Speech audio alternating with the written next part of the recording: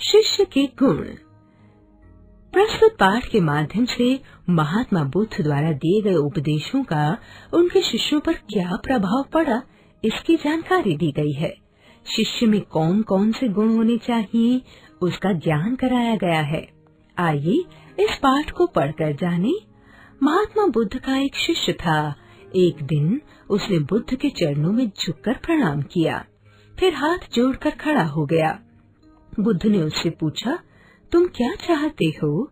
यदि आप आज्ञा दें तो मैं देश में घूमना चाहता हूँ।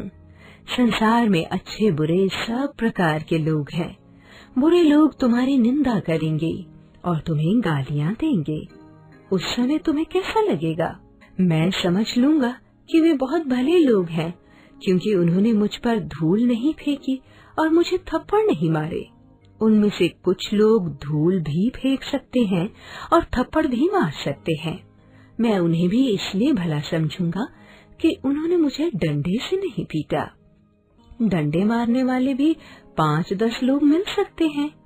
वे मुझे हथियारों से नहीं मारेंगे, इसलिए वे भी मुझे भले जान पड़ेंगे। देश बहुत बड़ा है। जंगलों में ठग और डाकू रहते हैं। डाकू तुम्हें घायल भी कर सकते हैं। वे डाकू दयालु जान पड़ेंगे, क्योंकि उन्होंने मुझे कम से कम जीवित तो छोड़ा। यह कैसे जानते हो कि डाकू तुम्हें जीवित ही छोड़ देंगे? वे जान से भी मार सकते हैं।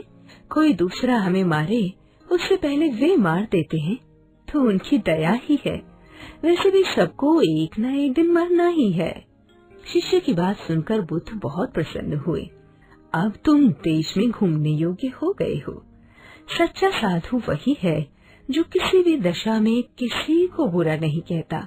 दूसरों में दोष देखना और दूसरों को बुरा समझना ठीक नहीं है। इस दोष से सभी को बचना चाहिए।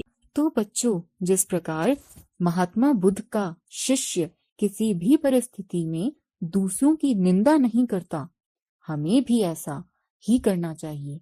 यदि हम भी दूसरे व्यक्तियों में दोष देखने के स्थान पर उनके गुणों को महत्व देंगे, तो सब जगह हमारी प्रशंसा होगी।